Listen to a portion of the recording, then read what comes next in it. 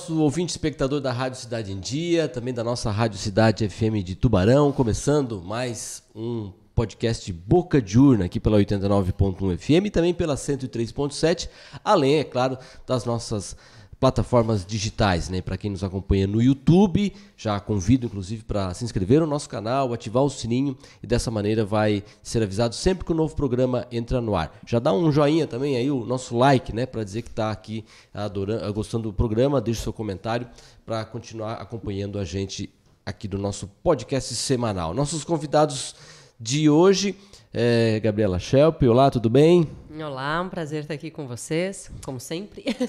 Diego Carniato Batista, tudo certo, Diego? Olá, tudo certo, Rafael? Olá, os nossos ouvintes espectadores, né? Mais uma vez também prazer estar aí com essa galera boa.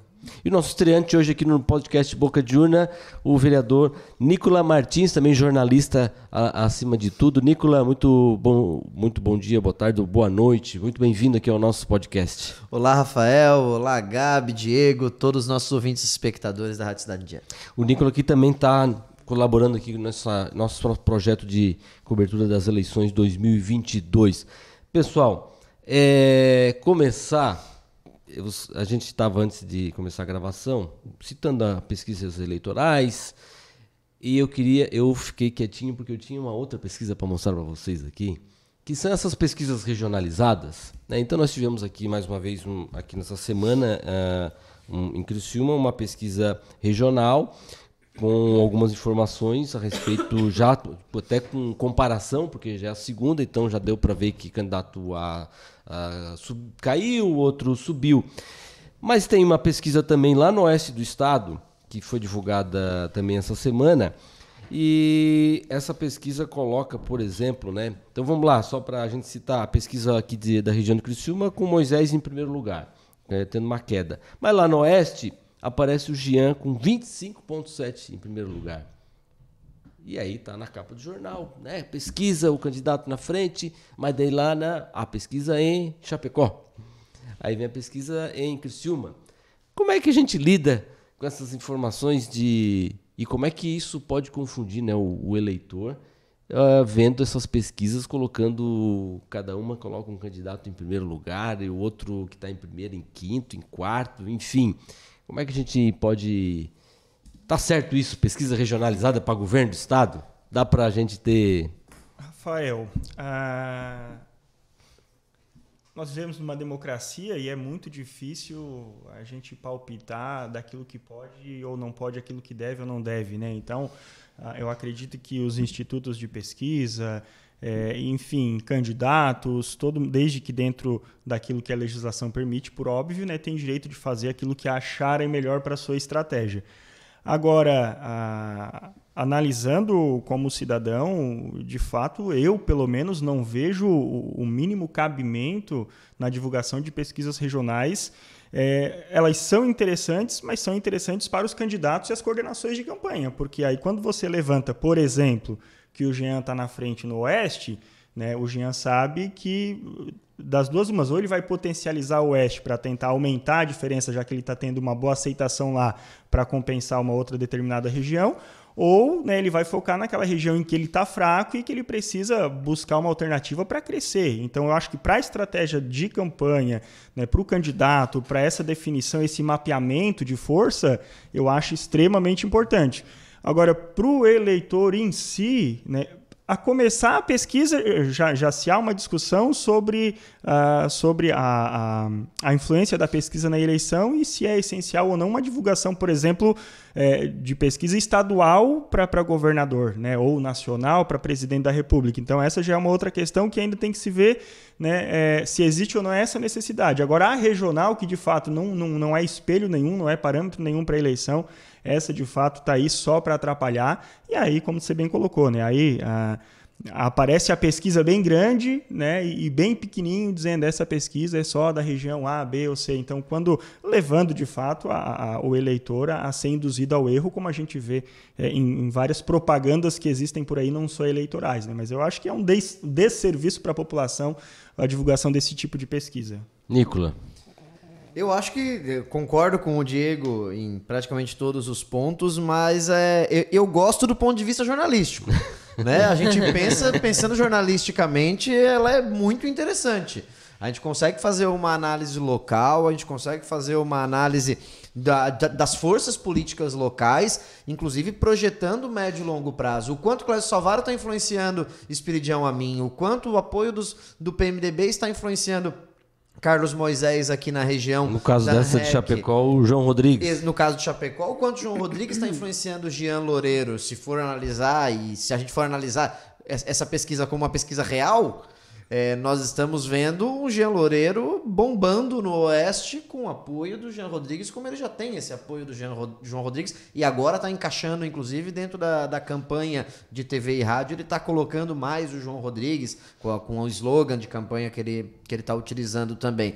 De um ponto de vista jornalístico, do ponto de vista de análise eleitoral, ele é muito rico. Né? É interessante para o coordenador, como o Diego traz, né? Analisando como um político também, para o coordenador é legal, mas analisando do ponto de vista jornalístico, do jornalismo político, é legal para a gente fazer análises de forças, né? A gente vê o quanto está na região, o quanto o Rogério Frigo agora declarando apoio ao Carlos Moisés, o quanto que isso vai influenciar em Nova Veneza. Eu quero ver uma pesquisa de Nova Veneza para governador do estado. É interessante a gente ver lá o quanto o Fernando de Fávia está influenciando o Moisés em Cocal do Sul. Dos prefeitos do PMDB da região, é o que mais abraçou a campanha do Carlos Moisés. Quanto está influenciando ali. É legal fazer essa análise também. E eu gosto desse tipo de pesquisa.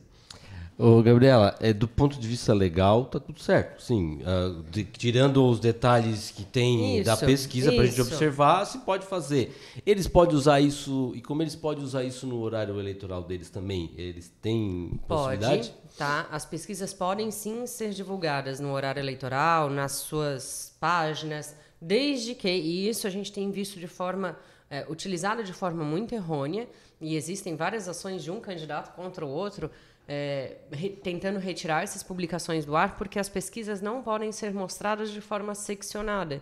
Elas têm que ser mostradas integralmente, né? Então, todo o mapa de todos os candidatos tem que colocar a data que foi realizada a pesquisa, o instituto, o número do registro, né? O número de eleitores que foram entrevistados e a margem de erro.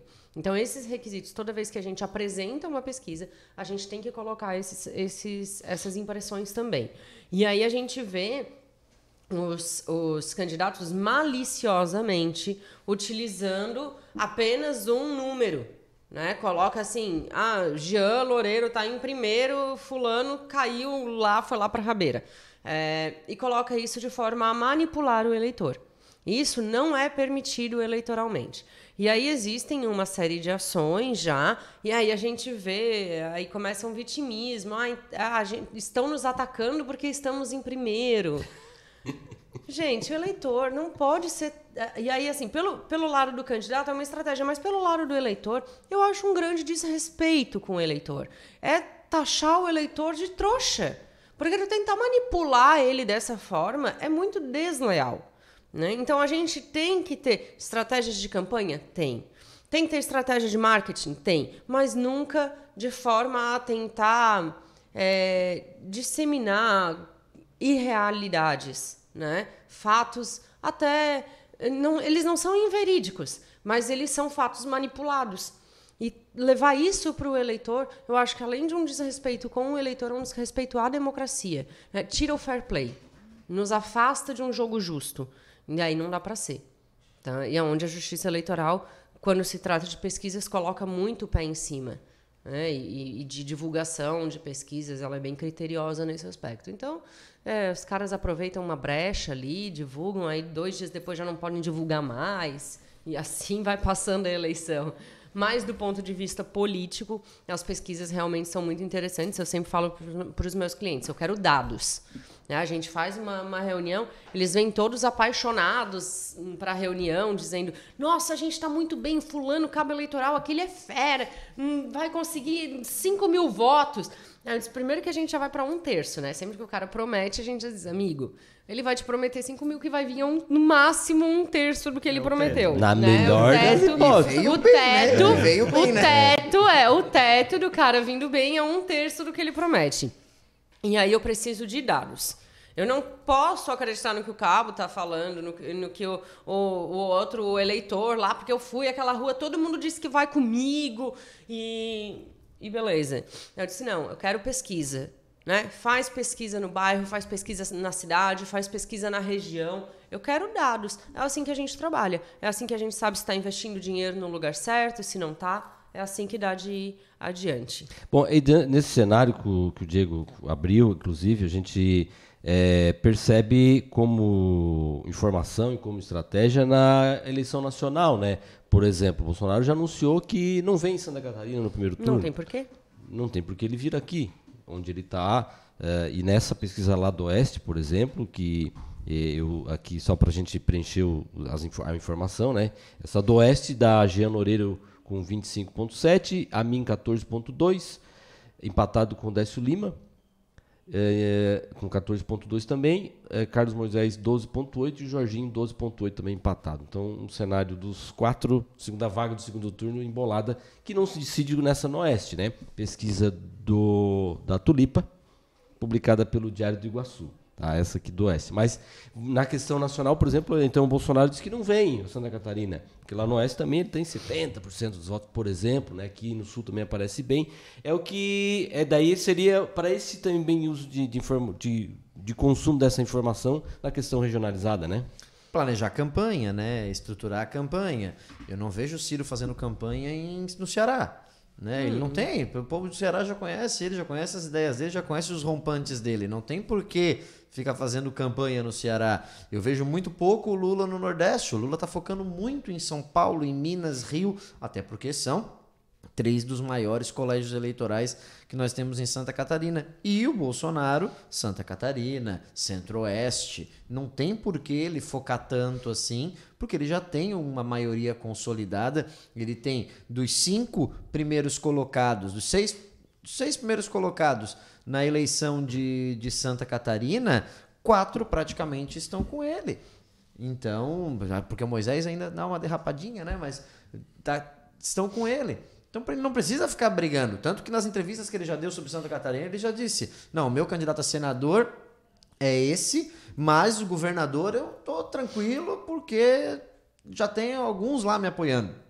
Então, para pensar anamorficamente, como nós já comentamos em outro momento, analisar também que o nosso voto no Brasil cada pessoa vale um. Então, pensar São Paulo, pensar Santa Catarina inteira tem menos votos que o município de São Paulo.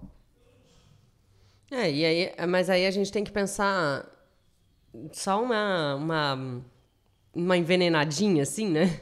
Quando a gente vê esse pensamento do presidente quanto a Santa Catarina, aí eu lembro a fala de um candidato que falou na sua propaganda eleitoral, um candidato ao Senado, falou assim, olha, a imagem que tem de Santa Catarina é que Santa Catarina tem tudo, que ninguém precisa ir a Santa Catarina ou levar algo a Santa Catarina. E a gente está vendo essa realidade na campanha, né? Essa ideia de que Santa Catarina é autossuficiente, se vira com tudo e não precisa de nada, nem da presença dos candidatos, pode ser que seja uma brecha para outros crescimentos. E aí a gente vai ver de repente num segundo turno a coisa pode complicar.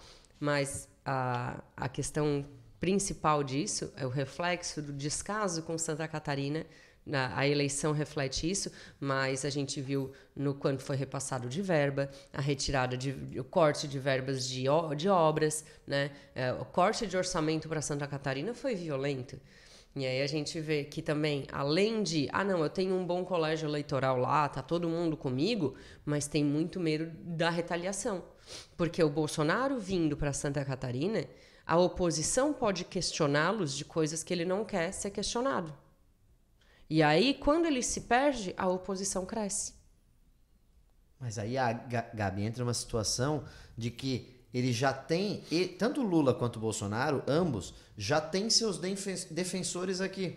Uhum. E quando a crítica ao governo Lula, o Décio já entra forte e o Dário já entram forte fazendo a defesa. Quando há crítica ao Bolsonaro, tu já tem o Amin e o Jorginho fazendo a defesa. Enquanto esse debate estiver equilibrado em defesas dos governos Lula nem tanto do Dilma, mas do governo Lula e do governo Bolsonaro, e que vai estar sendo defendido por ambos os lados, eles vão olhar Santa Catarina como um território pacificado em disputa eleitoral. Não, tranquilo, mas o que eu digo é que assim, se Bolsonaro viesse para cá, porque uma coisa é interlocutores. Então, os interlocutores discutindo. Outra coisa é a personificação do erro. Não, tô falando. Ficou verdade. Mas assim, ele vir e ele pisar na bola, tá? A esquerda vai crescer em cima dele, em cima do erro dele. Verdadeira. Entendeu? Sim, por isso que não vai vir. Mas a gente tá vendo a campanha de Lula não tá na rua. A campanha do Lula tá indoor. Totalmente. Primeiro por recomendação da Polícia Federal, que já teve essa recomendação por questões de segurança, né? Então, ele está fechado em determinados espaços, ele não vai vir, isso a gente já sabe. Em compensação, a campanha do Bolsonaro é campanha de massa, é campanha de povo. Ele precisa daqueles videozinhos, todo mundo gravando, ele sendo ovacionado, ele precisa disso. É assim que ele mantém. Então, a probabilidade de vir Bolsonaro e não vir Lula é gigante. Tem uma agenda pré-pronta para segunda, dia 22. Do Lula, né? Por aqui, Lula, né? em Santa Isso Catarina, eu tava dia 22. tentando conferir tá também. Tem uma agenda pré-pronta, mas ainda não está 100% confirmada. Aí, se isso acontecer, aí fortalece a vinda do outro também. Mas aí eu quero ver como é que vai ser o palanque. Tá previsto, para a próxima semana, tá previsto essa agenda. O Ciro viria no domingo que passou, também mudou uma agenda, disse que vai vir mais tarde para tentar, inclusive, visitar mais cidades aqui de Santa Catarina. Mas isso, de certa forma, aí a gente quando compara, né, sul do Brasil com outras regiões, a própria questão de representação do sul, acho que também pega um pouco nessa hora da campanha. Apesar, a gente vê um outro candidato indo a Porto Alegre, Curitiba, enfim, mas como o sul tem, somando os 3 estados do sul, dá bem menos parlamentares do que os estados do Nordeste, né? Isso também tem influência nesse roteiro dos candidatos nacionais, Diego? Eu acredito que são dois fatores principais, né? Essa impressão que a Gabi passou de que Santa Catarina é um estado autossuficiente. Não é ela que passou. Os caras falam. Ela nos passou aqui. Ela nos passou aqui só. Essa impressão que ela falou, né? Que existe em Brasília no meio político, ele existe também no meio empresarial, no meio, né? Eu viajo não tanto, mas faço algumas viagens e tenho contato com bastante pessoas de outras partes do país, e quando você se identifica como sendo de Santa Catarina, parece que é alguém que está vindo da Europa, né? Então tem um certo... Tem uma certa consideração um pouquinho maior no quesito, e aí falando da questão de educação, talvez da questão de uma eleição de menos massa, né? Mas de repente uma eleição um pouco mais inteligente. Então, ou talvez um eleitor que olhe um pouco mais para a questão de propostas ou de posicionamento ideológico, né, do que propriamente para aquele...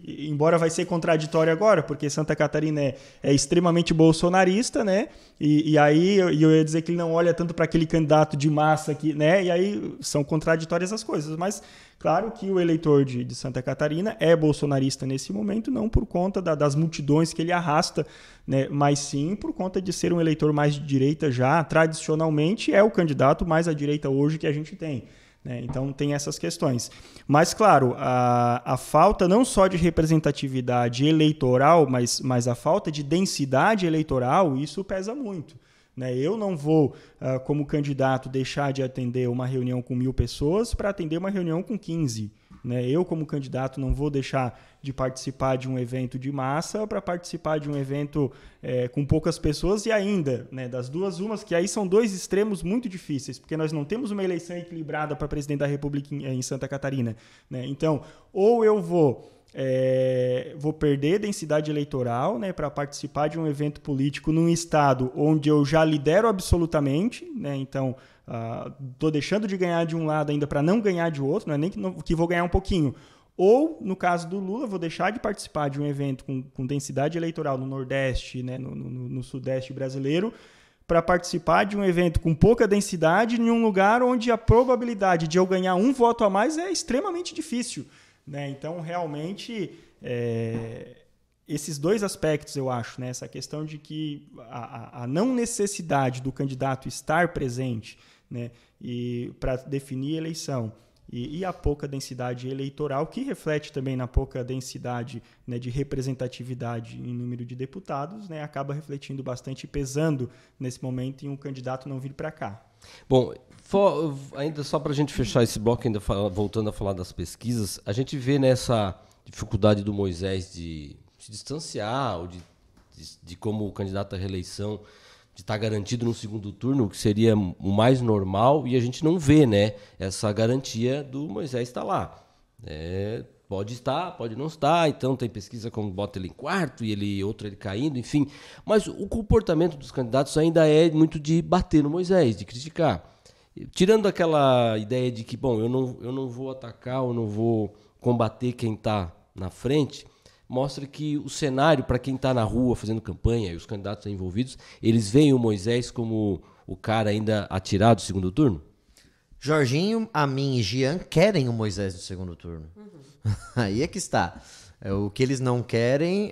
Até iam querer o Décio também, numa boa, assim. O que eles não querem é um estar disputando contra o outro, porque daí vai ser um segundo turno bem mais difícil para os três. Porque tanto o Jean quanto o Jorginho e também o Espiridião Amin, eles encarnam um bolsonarismo no segundo turno e jogam o Lula no colo do Moisés. Porque o Moisés tem todo o processo em que ele se separou, se elegeu junto com o Bolsonaro, se separou do Bolsonaro e tudo mais. Então, eles querem o Moisés no segundo turno, para eles é bom. Só que o Moisés, um candidato em reeleição, caindo, estabilizado ali em 20, 22, 23, não está subindo muito, mas também não está caindo, pode ver que eles deram uma segurada na batida. Eles começaram a campanha batendo muito no Moisés, 33 milhões, respiradores e tal. Agora eles deram uma segurada, eles estão mais se enfrentando para ver quem vai no segundo turno. E depois, obviamente, estarão abraçados para um segundo turno. O Moisés agora está com foco em consolidar o PMDB. Com a posse do Sopelsa, agora o momento do Moisés é consolidar o PMDB. O momento do Jorginho e do Amin é garantir um segundo turno. O do Jean buscar esse espaço para tentar também um segundo turno. E o Décio tentar furar a bolha da esquerda em Santa Catarina. O único problema ali, eu acredito também, nessa consolidação do MDB com o Carlos Moisés, é que eu não sei se ele está lembrado ou não, né, que o Jorginho ganhando a eleição, o MDB é mais vitorioso do que se Carlos Moisés ganha a eleição. Porque o MDB ganha um senador. Dona Ivete da Silveira. O MDB ganha um senador caso o Jorginho vença a eleição. E vice a gente vê que não é bem assim. E a gente... palavras do ex-governador Eduardo Moreira, né, mais vale um copo meio cheio do que um copo vazio, quando apoiou a indicação do vice para o Carlos Moisés, né? Agora, por outro lado, eu acredito que em determinada situação o copo do senador é um pouquinho mais cheio que o copo do vice-governador, né? Então, o Moisés vai encontrar dificuldade, até porque a gente conhece o MDB também, né? Então, o MDB ganha com a vitória de Moisés, mas ganha também com a vitória do Jorginho. Então, o MDB é sempre uma incógnita, né? Porque o MDB, ele é a dança das cadeiras. Então, ele vai para onde bem interessa. Eu sempre digo, o MDB ele é vitorioso de qualquer forma. Sempre vai ser vitorioso de qualquer forma. Porque, independente de quem ganhar, ele vai se aliar com quem ganhar, né? O lema de governabilidade do MDB é absoluto. Então, ele precisa garantir a governabilidade e os cargos, né, de qualquer forma. Então, pouco interessa, na verdade, eu acho que eles têm meio que uma estratégia de dividir para conquistar. Eles se dividem para estar com todo mundo e, no final, todo mundo ganha. Essa estratégia eles usam a vida inteira. O discurso de que o MDB não é presidencialista, é parlamentarista, é a total estratégia para estar em todos os lugares ao mesmo tempo. Então, o MDB vai ganhar de qualquer forma. O governo que ganhar, o MDB vai estar junto. Não tenho a menor dúvida. Ele nunca vai ser oposição. As duas certezas da vida, né? Uma é a morte, a outra é que o PMDB vai ser governo. E a outra E uma terceira, né? Que Jorginho também vai estar com o presidente de ganhar. É o Cássio Mossorro também. No momento atual. Inclusive, a gente ficam 2 assuntos rápidos aqui pra gente... Vai fazer a breve pausa, mas já fica aqui pra gente, na volta, falar sobre essas questões aí ligadas ao MDB, a candidatura do Senado e esse desempenho aí que está envolvendo, né? A gente tem falado de pesquisa, mas tem um nome do MDB envolvido aqui que a gente também tem que se refletir por que está acontecendo. Nessa questão do desempenho do Moisés, muita gente dizendo, o MDB não pegou junto na campanha, o MDB não tá. Mas aí eu pergunto assim, e o Celso Maldana, né, gente? Que também é esse MDB... filiado, partido, e também está com um desempenho aí na candidatura para o Senado muito ruim, né? Nas pesquisas mostrando. Inclusive uma estratégia, mudando um pouco a estratégia de campanha, tentando deixar o Celso ou mostrar o Celso mais carismático que estreou no YouTube aí um concorrente nosso aqui, o Master Celso, cozinhando, fazendo churrasco, governador, cantando. Mas vem cá, o MDB não pegou na campanha do governador, mas e a campanha do Celso? A gente falava anteriormente o quanto o MDB é um partido dividido e que divide para conquistar, né? A estratégia que a Gabi destacou é a estratégia clássica do PMDB. E o MDB saiu muito magoado de uma prévia, de uma convenção, de uma prévia e depois de uma convenção. Basta ver o Antídio como ele está fazendo a sua campanha para deputado estadual. Completamente dissociado, completamente independente de tudo. E muitas vezes, alguns que se lançam para uma candidatura a Senado, depois de ter sido deputado estadual, deputado federal, eles esquecem que é uma eleição majoritária. Não é mais uma eleição proporcional. Muda a estratégia, muda jeito de fazer. Você não pode ir para uma eleição de Senado sendo muito consolidado só numa região. Você não vai conseguir se eleger senador. Ainda mais numa eleição como essa, que é uma eleição de um senador só. Não é de 2. E o Celso pode ter sentido isso. Um partido muito fragmentado, que não saiu unido de uma convenção, e ele sendo muito consolidado em uma região só, que é a região oeste, mas pergunta no sul quem é Celso Maldaner, pergunta em Florianópolis quem é Celso Maldaner, não encaixa. Diego. Assino embaixo. Não, exatamente isso. Realmente, é exatamente essa questão. Na verdade, o MDB já vem dividido há algum tempo, eu acho que desde a morte do ex-senador Luiz Henrique da Silveira, que era quem conseguia, de certa forma, fazer com que toda essa divisão trabalhasse unida, dividida, né? Porque aí tem essa questão da estratégia de trabalhar dividido, mas trabalhava com um objetivo só. Né? E aí, desde que o ex-senador, ex-governador, na verdade, acabou nos deixando, o MDB ficou à míngua na questão de lideranças. Né? Eu acredito que não teve nenhum outro grande líder estadual dentro do MDB para fazer essa junção, para tentar juntar os cacos e fazer todo mundo olhar na mesma direção. Né? Tanto que o desempenho do MDB também na última eleição para governo do estado foi mínimo, né? Foi pífio, foi muito diferente daquilo que a gente estava acostumado a ver. Reflexo do desgaste dos partidos tradicionais, né? Como, por exemplo, o PSDB, a gente falou aqui esses dias, né? Como, por exemplo, o próprio PP, né? Dando espaço aí a novas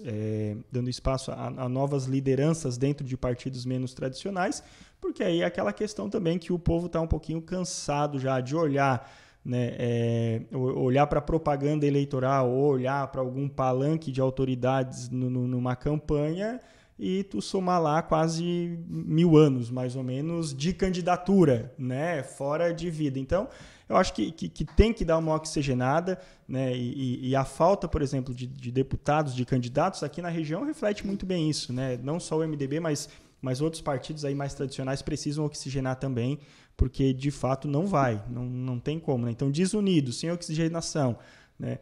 E trabalhando como se fosse uma eleição proporcional e não majoritária, não vai chegar em lugar nenhum nunca. Né? A Gabriela falou também no bloco anterior sobre, e aí eu acho que era uma das forças que o MDB sempre teve, era um legislativo forte, né? Uma representação forte no legislativo. E só antes, eu estava tentando abrir aqui, aquela pesquisa lá do Oeste, ela apresentava o Celso, que seria o forte dele, né? Vejo o Colombo com 50% da intenção de votos e o Celso com 15%. Força do João Rodrigues. Lá no Oeste, né? Lá no Oeste. Não acho que seja só isso. Eu acho que a questão Raimundo Colombo tem um fator de injustiça, sabe? Aquela coisa de que ele foi injustiçado na última eleição e agora o pessoal precisa recuperar isso. Tem muitos eleitores dele, né, que dizem para mim, quando eu questiono, né, por que nada contra, Sim. Mas eu só quero saber, né, a intenção dos eleitores. Quando eu questiono o porquê, eles dizem assim, não era para ele ter ido na última eleição, mas aquela sujeira que foi feita com ele da Lava Jato, né, de envolverem ele no escândalo da Odebrecht, quando não tinha nada a ver, e ele foi realmente inocentado em absolutamente todos os processos, já foram julgados, e aí agora ele está sem aquela pecha que foi jogada injustamente em cima dele. Porque isso foi trabalhado muito pesado na última eleição contra ele, né? Eu lembro de capa do Diário Catarinense com o rosto dele ali, tinha umas bolinhas dos envolvidos que receberam doação, os que receberam doação da Odebrecht em Santa Catarina, pelas delações, sequer pararam para analisar quais eram as doações que eram legais e quais não eram, porque era permitido doação de pessoa jurídica na época, então eram doações legais. E eu vi que a mídia criminalizou Raimundo Colombo, né, sem analisar os aspectos friamente. Então, o que eu vejo nessa eleição é independente de partido, independente de absolutamente qualquer coisa. Eu vejo que a população, no Brasil a gente tem muito isso, né, o fator vitimização, de proteger o vitimizado. A gente tem essa tendência meio pai, meio mãe, e aí quando alguém sofre uma injustiça, a gente tem que carregar aquela pessoa no colo e recuperar o tempo perdido. João Rodrigues, né, passou por isso.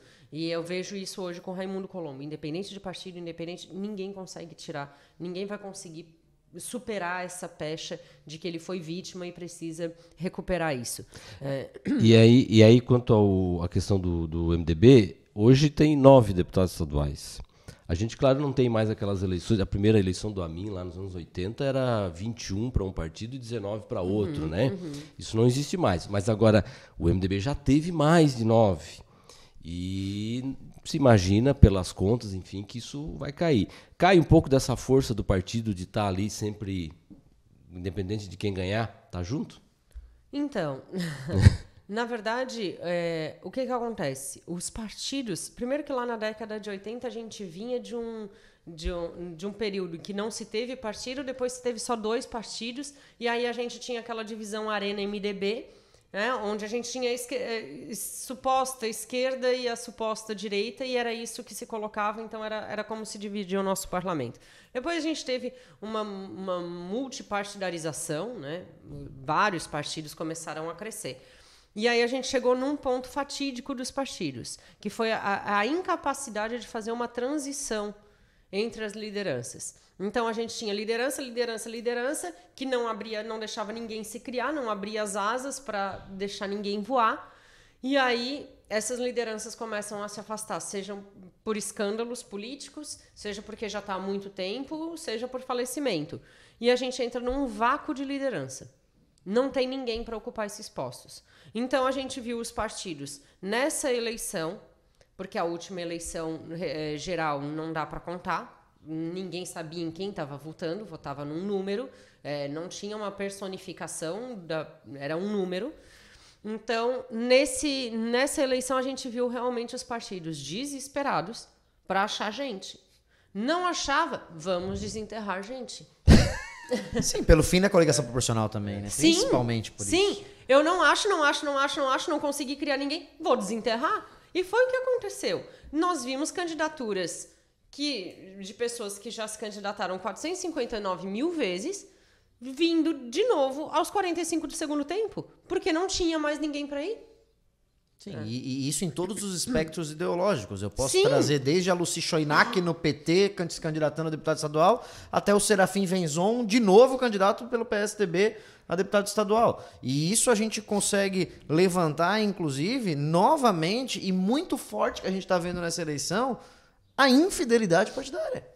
Extremamente forte nessa eleição, mas extremamente forte. Evidenciada pelos prefeitos que apoiam o Moisés e estão com candidatura do seu partido em outro local, né?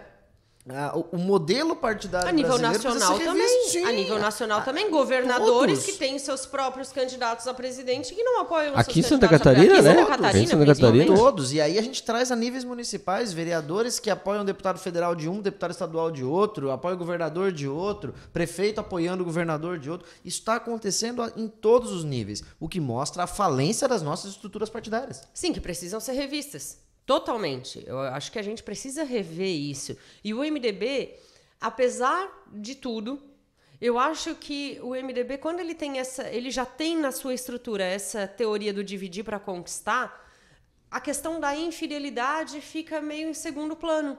Porque ele diz assim, agora nós somos infiéis, mas depois está todo mundo junto. É soft para eles, é tranquilo. É, isso. Então, por exemplo, a gente teve uma prévia que foi de lascar dentro do MDB. Que foi ali todo mundo passando nervoso, controlando voto a voto, mais acompanhada que a eleição Bem americana. pesada. E pesada de no denúncia, nível, tudo. nível de acusação, pesada. pesada do nível financeiro, de acusações de compra de voto, né? Foi bem traumático. Só que a gente assim. também vê um controle da situação, né? Tem um suposto desgaste, tem um quebra-pau, só que ao mesmo tempo a situação está sob controle quando aquele candidato da prévia que ia sair para governo, que queria sair como governador, vem para deputado estadual. Ou seja, tem uma dissidência peronomútil. Ele ainda está ali na base. Porque o que seria o normal? E que a gente comentou aqui várias vezes. Esse cara vai virar as costas e vai sair do partido. Não tem mais espaço para ele. E vai fundar outro. E vai fundar outro. A la Collor. Mas não, ele vem para candidato a deputado estadual. Ele continua na base, com a sua metade, com todo mundo. Então, ainda assim, o MDB, ele permite dividir para estar todo mundo junto em algum ponto. O que os outros partidos não conseguiram ainda. Não é? Realmente divide. E lembrando esse dia daquele super sábado de convenções, nesse ponto a gente tem que reconhecer que a convenção do MDB é um caso à parte, um evento à parte. Eu já cobri, é sensacional. Né? A convenção do MDB é muito bom. Inclusive do amadorismo que ela é conduzida, sabe? Do formato, de afasta aqui que eu vou falar agora, espera ali, segura ali. O papelzinho, a urna de papel. Né? E o Edinho... Mas é emocionante. Sim, é muito bom. É muito bom. O Edinho presidindo... Eu já fui a várias, o Edinho adoro. presidindo aquela convenção, lendo votinho por votinho, e o cara errando. Agora eles até modernizaram porque tinha um PowerPoint no telão, mas era o máximo de moderno que tinha. Para você ir em outra convenção, que não era convenção, que era aclamação, um evento festivo, uma superprodução, um telão que eu nunca vi na minha vida, um telão daquele tamanho na convenção do Jean Loureiro, por exemplo, né? Escola de samba e esse tudo negócio mais. absurdo. O Antídoto até levou No Centro-Sul. O Antídoto até levou não levou uma escola, levou um batuquezinho lá, né, pra fazer. Mas sem comparação, para entender o que é um MDB, nesse sentido de instituição partidária. Sim. E as pessoas, tu via pessoas que assim, saíram de casa, não sai para quase nada. Não, mas eu tinha que ir lá naquele dia, pessoas mais antigas, né, assim, mais dedicadas a ver. E no do Jean, eu vi gente dormindo. Isso. Mesmo com aquele barulho todo, e a gente dando a cochilada, porque não estava ali com sentimento partidário. Por mais que se fale dos partidos e da falência dos partidos, é nesse momento que a gente vê que partidos ainda movem paixões e que o dinheiro pode fazer bonito, mas não resolve tudo. A gente vê isso em pesquisa, a gente vê isso, né, no sentimento da eleição e a gente vê isso nas prévias. Então, as instituições partidárias precisam ser reformuladas. Precisam, mas são necessárias. Bom, nós estamos entrando aí na reta final, diria, nos 15 dias finais, né? Quem está nos acompanhando aqui no fim de semana, a gente vai estar 2 semanas propriamente do pleito. O que se espera nessa reta final? Aqui, acho que em Santa Catarina, não sei se tem outro estado assim tão definido como a gente tá conversando, inclusive, nesse episódio aqui, Diego. Não, realmente, vai ser... Eu imagino que agora, nós falamos já no último podcast também sobre a falta de campanha nas ruas, e eu acredito que de agora em diante, pelo menos a gente comece a ter um movimento um pouco maior, né? Diferente daquilo que foi colocado de que não há necessidade da vinda, ou não necessidade, mas não há um ganho, nenhuma perda na vinda de Jair Bolsonaro e Lula para Santa Catarina, diferentemente os 5 principais candidatos, 5, 6, vamos colocar, né? Esses sim, esses precisam estar no oeste de Santa Catarina às 8 da manhã, estar na Serra às 9, estar no sul às 10, estar na Grande Florianópolis às 10h30, em Florianópolis às 11h30, né, e em Joinville às 11h30 no norte, e voltar no oeste ainda no mesmo dia, porque vai ser voto a voto, né, vai ser liderança a liderança, prefeito a prefeito, né, então, por exemplo, o Amin vai ter que vir urgente aqui no sul já devia ter vindo resolver essa questão do prefeito que apoiou Moisés, e assim por diante, todos eles vão precisar correr, né? E aí agora foi colocado um ingrediente interessante, porque controlar o Moisés, mas não muito, né? Porque também eles não querem, foi colocado aqui, todo mundo quer o Moisés no segundo turno, porque aí ele vai ter um pouco mais de dificuldade de vencer essa eleição, e vai ser um pouco mais fácil para quem enfrenta ele, com exceção do Décio, mas quase impossível nós termos aí um segundo turno entre Décio e Moisés, né? Mas fora isso... então eu acredito numa movimentação intensa nesses últimos 15 dias aí de campanha dos candidatos ao governo, né? E tanto na presença, né? E aí eu acho que a questão do ataque aí também, embora vão estar todos juntos no segundo turno, Amin, Jorginho e Jean, mas eles vão intensificar aí a briga entre eles para ver quem vai para esse segundo turno, né? Então tem que bater também, mas não muito, para poder lá na frente justificar o discurso de que... E é onde o próprio Clésio se complicou um pouco agora, porque além do prefeito da região que declarou voto no Moisés, agora está rolando um vídeo do Clésio Salvaro dizendo que o Moisés tem que ser reeleito, né? Então, tem que falar bem, mas não muito, e tem que bater, mas não muito também, porque no segundo turno tudo muda, né? E até nas pesquisas que daqui no nosso estado, as nacionais a gente vê a pesquisa, né? Vê o primeiro turno e tal, e depois faz... o eleitor também é questionado sobre o segundo turno, já com Lula e Bolsonaro. Aqui a gente não tem visto isso, né? Os próprios institutos, se estão fazendo essa pergunta, não estão divulgando essa pergunta, o resultado dessa pergunta, porque... Uma dor de cada vez. Exatamente. Mas primeiro porque aqui tem muita... É um estado extremamente conservador. Diferente, por exemplo, falar assim, eu acho que não tem nenhum outro estado que está como a gente. São Paulo, né? São Paulo está um caos. Estão se matando, estão 3 ali. Tá Haddad em primeiro com 33%, até estava vendo aqui. Depois Tarcísio e o Rodrigo Garcia estão ali muito próximos que é o candidato um do reeleição, outro. Né? Mas estão ali um muito próximo do outro. Então, é claro que a gente tem Bolsonaro batendo forte em São Paulo, muito presente em São Paulo, para tentar levantar o seu candidato, que é o ex-ministro, né, Tarcísio de Freitas, para tentar chegar no 33% do Haddad. Então, é claro que a gente vê eles ali. Mas lá a gente vê essa vinculação.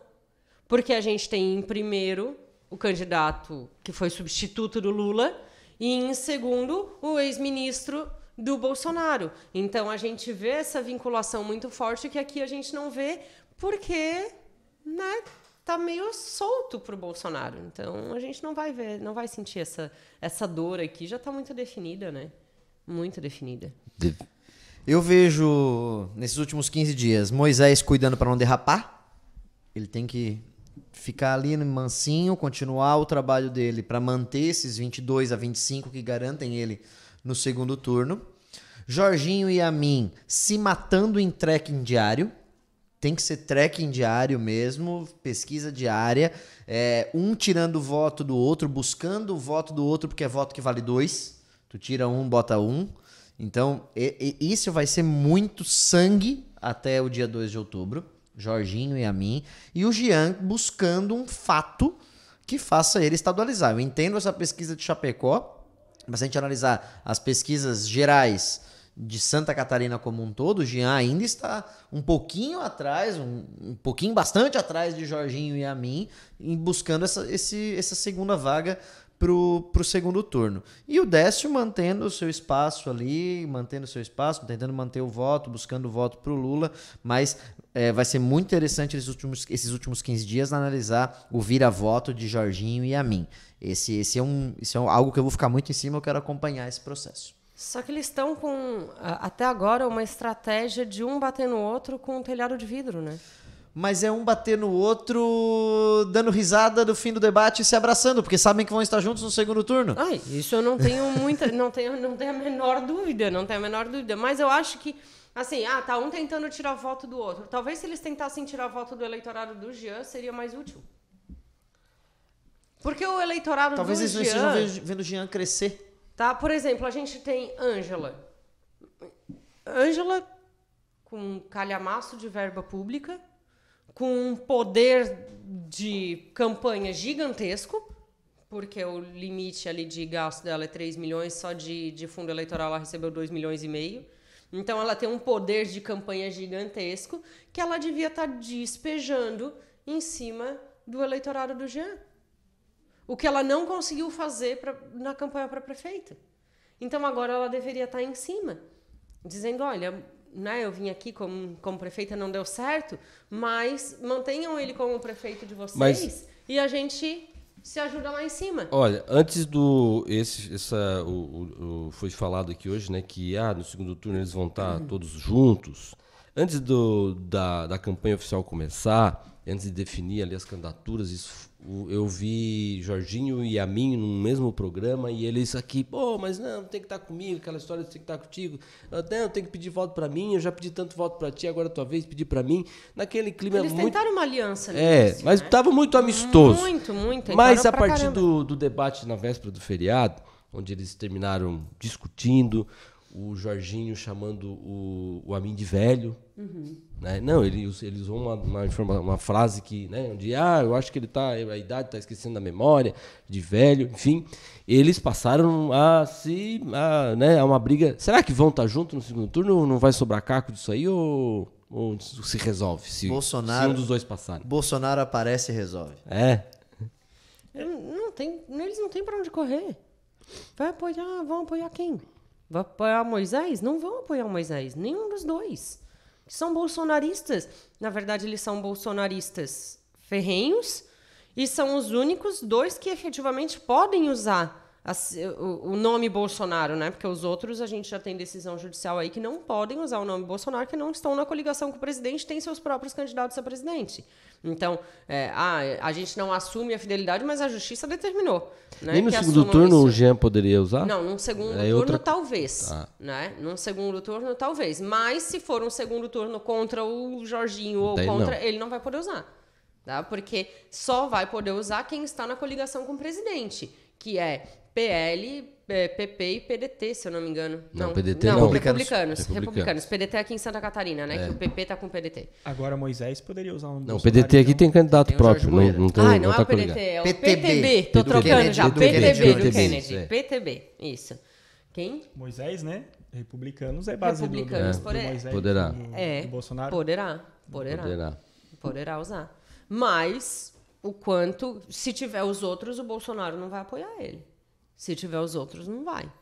Não é? Ele é bem esperto para saber quem rói corda e quem não rói. Mas eu acho que não vamos ter cacos aí não vai ter muito caco para juntar no segundo turno, não. Porque nós estamos falando já dois macacos velhos na política já, né? Amin e Jorginho. A gente sabe que um pouco é verdadeiro, um pouco é jogo de cena e um pouco ele é igual aquela partida de futebol que na hora, né, chama de não sei o quê, um quebra a perna do outro, na hora do jogo o juiz apitou, acabou o jogo, vai todo mundo comer churrasco, tomar cerveja, porque acabou o jogo, né? E eu tenho quase certeza que ambos vai ser dessa forma. E aí eu acho... Mas tem dia que uma canelada estraga uma amizade, né? Tem dia que... mas eu ainda acho que ali também um não está nem tentando tirar voto do outro, né? Ambos estão tentando tirar voto do primeiro colocado das pesquisas, que eu não sei. A gente não sabe quem é, né? Porque cada pesquisa varia. Então, na verdade, eles, um tá atacando o outro ali, eu até acho que nem é para tirar voto deles, é para tentar consolidar esse eleitor que ainda não sabe. Né? Porque o eleitor que não sabe ainda, muito provavelmente tá indefinido entre esses dois. Né? O eleitor do Décio é consolidado, o eleitor do Moisés é consolidado, né? E aí só não é... O do Amin, óbvio, o que é dele, é consolidado também pela história que ele tem em Santa Catarina, mas dificilmente eu acredito que esse não sei deva se deslocar em massa para um candidato que não seja o Amin ou o Jorginho. Né? Então, tem um percentual bem alto de não sabe. Então eu acho que ali é que está a briga dos dois, né? Não é nenhum fazer o outro diminuir. E que no cruzamento mostra que esse percentual alto de não sei... Quando é perguntado sobre o presidente, vota em Bolsonaro. Sim. Então E vai votar num dos dois. Exatamente. Sim. O legal se tivesse aquele site que faz a morfologia lá por região de Santa Catarina, né? Porque eu volto a falar aqui, já disse, a questão da densidade de votos em algumas cidades é determinante, né?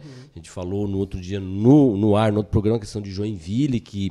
Né? Ninguém está brigando com Joinville, está todo mundo deixando correr para no segundo turno ter essa disputa. Pô, só a cidade de Joinville tem mais de 400 mil eleitores. E a quantidade de vices de Joinville, né? Então, o vice do Jorginho é de Joinville, o vice do Moisés é do Joinville. É o que eu sempre falo, um candidato a deputado estadual bem votado em Joinville, ele sai quase eleito de lá, né? Se o cara beirar os 5%, 7% de Joinville, pode estar eleito deputado, né? Então, e a mesma coisa a grande Florianópolis em geral.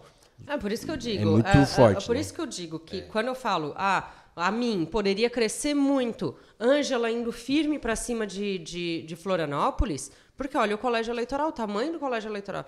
Ela já foi prefeita de Florianópolis. Então, se ela ficar ali naquele colégio eleitoral e não ir para o resto do estado, né?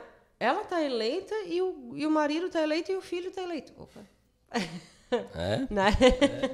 Mas é isso, é número. É essa força que tem os colégios eleitorais. Sim. E aí onde a gente, voltando para o que a gente veio falar no começo, a questão da regionalização das pesquisas, é consumo para a coordenação, mas determinadas regiões não decidem as eleições nesse ponto. Já tivemos alguns casos aí, uma vez aqui que o 40 mil de diferença em Criciúma fez a diferença para quem foi para o segundo turno, se não me engano. A do Paulo Afonso Vieira. Né? Mas são raras exceções. Exceção, é rara exceção, né? Ainda é rara exceção. Porque só a cidade de Joinville tem quase mais votos do que todo o sul do estado, por exemplo. Mas né? eu vejo a disputa muito fraca em Florianópolis. Eu não vejo o povo batendo em Florianópolis como deveria estar. É uma cidade muito pulverizada. Que tá meio liberado, né? E o próprio partido do Espiridião Amin tem 2 fortes candidatos a deputado estadual em Florianópolis, que podem morrer abraçados. João Amin e Pedrão. Pedrão, vereador mais votado da história de Santa Catarina. E que, incrivelmente, um batendo no outro, né? Sim, porque o Pedrão teve uma cisão. Pedrão saiu, da né? família Amin, foi pro PL, voltou. ser candidato a prefeito lá, e retornou agora, chamado, não pela família Amin, pelo outro lado do PP. Do PP. Mas com uma meta muito clara. Derrubar a família Amin. Bom, pessoal, chegando ao fim de mais um episódio do nosso podcast Boca de Urna. Obrigado, Gabriela. Obrigado, Diego. Obrigado. Nicolas, que está convidado a voltar sempre aqui para a gente poder conversar e fazer parte desse bate-papo semanal, viu? Obrigado a todo mundo. A gente vai ficando por aqui. Até a próxima semana com mais um episódio Boca de Urna. Um abraço.